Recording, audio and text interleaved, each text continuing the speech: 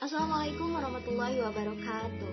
Perkenalkan, nama saya Saifah Hunafa. Saya merupakan mahasiswa dari program studi bimbingan dan konseling dari Universitas Muhammadiyah Tasikmalaya. Pada kesempatan kali ini, saya senang sekali bisa bertemu dengan teman-teman semuanya, yang mana di sini kita akan berjuang bersama-sama, yang mana di sini kita akan berusaha bersama-sama untuk menjadi pribadi yang lebih baik lagi.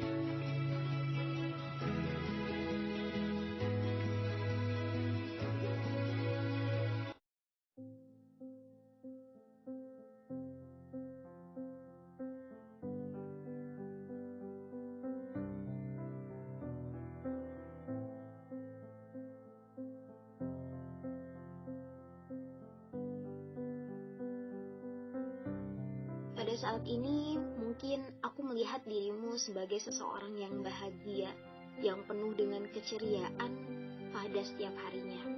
Meskipun tanpa saya sadari, mungkin saja ada banyak luka yang kamu sembunyikan.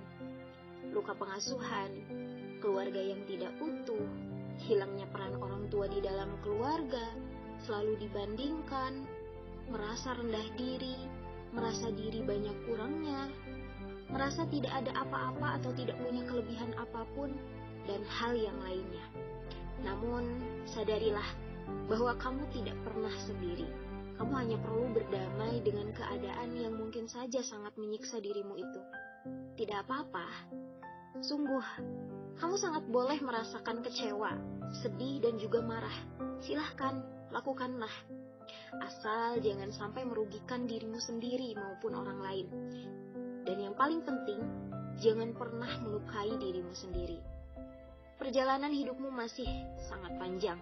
Ada mimpi yang harus segera kamu raih. Dan jika orang-orang di sekitarmu menyakiti, menghindarlah dulu. Carilah orang-orang yang bisa memberikan pengaruh positif bagimu. Pada pertemuan kali ini, saya akan membahas terkait inner child.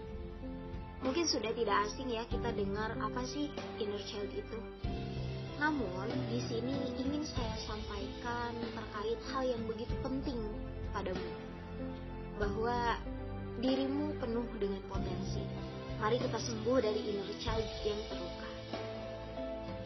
Perlu kita pahami bersama bahwa di dalam setiap individu itu memiliki bagian-bagian tertentu yang bisa dikatakan sebagai mini personality atau kepribadian-kepribadian kecil. Dan bagian-bagian yang ada di dalam diri seorang individu tersebut memiliki tujuan dan juga fungsinya masing-masing.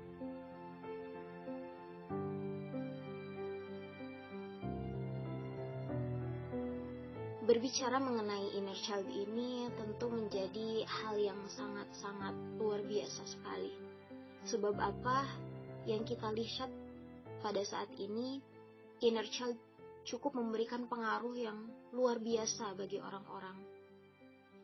Kamu boleh lihat orang-orang di sekitarmu atau mungkin dirimu sendiri, ada di antara mereka yang menutup diri, kesulitan untuk mengambil keputusan, kemudian melakukan hal-hal yang negatif sebagai bentuk penghindaran dari sebuah permasalahan. Itu tentunya ada penyebabnya. Salah satunya itu dia, inner child yang terluka dan tidak segera diatasi dengan baik. Inner child yang terluka dan tak teratasi, yang tak tersembuhkan, itu benar-benar memiliki pengaruh yang sangat luar biasa bagi masa depan seseorang. Memiliki dampak yang sangat luar biasa dalam proses pembentukan kepribadian individu.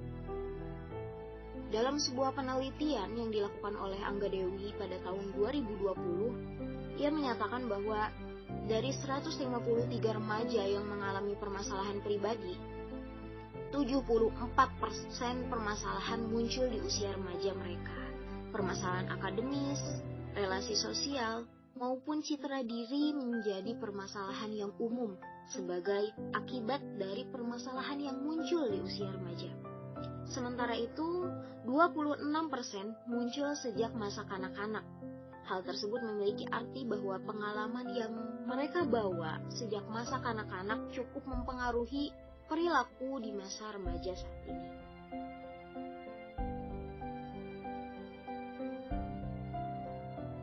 Nah, selanjutnya kita akan melihat contoh yang lainnya. Misalkan, pada saat-saat tertentu kita mungkin akan merasa begitu tidak nyaman untuk bergabung dengan orang lain. Kita takut dan memilih untuk menghindar. Apa kira-kira penyebabnya? Tidak sedikit loh orang yang jika ditinjau dari kehidupan masa lalunya, yaitu ketika dia merasa tertolak dan diabaikan oleh kedua orang tuanya. Nah, hal itu tuh membuat mereka tumbuh dengan penuh perasaan tertolak, sehingga membuat mereka tidak mampu bergaul dengan baik dengan orang-orang di sekitarnya.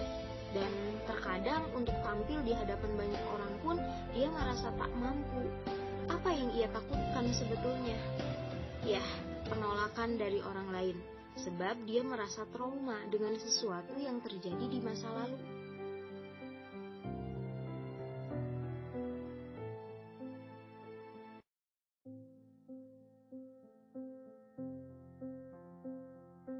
Nah, lalu apa sih yang sebetulnya harus kita lakukan saat semua inner child itu terasa begitu mengganggu dan hampir merusak kehidupan kita?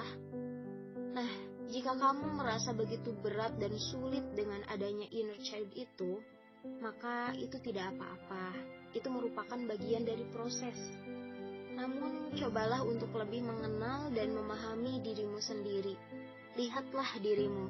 Lihatlah bagaimana kamu menyikapi hal-hal tertentu dalam kehidupan. Mulailah menerima semua perasaan yang ada di dalam dirimu. Kuasailah dirimu sepenuhnya, sebab di dalam dirimu terdapat banyak bagian yang mungkin saja saling bertentangan satu sama lain. Mulailah kenali perasaan apakah itu. Apakah itu senang, sedih, kecewa, marah, ataupun yang lainnya. Belajar untuk mengontrol emosi dan diri dengan baik. Jangan sampai emosi-emosi yang negatif itu yang menguasai diri kita. Perhatikan, ini adalah diri kita, dan kita bertanggung jawab penuh untuk mengendalikan diri kita sendiri. Yakinilah bahwa setiap dirimu memiliki potensi terbaik masing-masing. Lebih dari itu, kamu memiliki potensi besar untuk sembuh dari inner child yang mungkin saja selama ini mengganggu dan membuatmu tak nyaman. Bayangkan, semua bagian-bagian di dalam dirimu, yakni bagian dirimu yang mungkin mudah marah, bagian dirimu yang malas melakukan sesuatu, yang selalu merasa takut, merasa tertolak, dan yang lainnya. Bayangkan, mereka saling berpelukan dan berjanji satu sama lain untuk berdamai dan bekerja sama dengan baik. Pasti indah sekali hidupmu, rasanya tentram dan juga damai. Jika dalam perjalanannya kamu harus mengalami inner child itu kembali, tidak apa-apa. Itu adalah salah satu dinamikanya dalam berproses. Nikmati dan hadapilah sebagaimana kamu menghadapi yang sebelumnya dengan begitu hebat. Nanti kamu akan terbiasa dan memiliki kemampuan untuk mengontrol diri dengan baik lagi.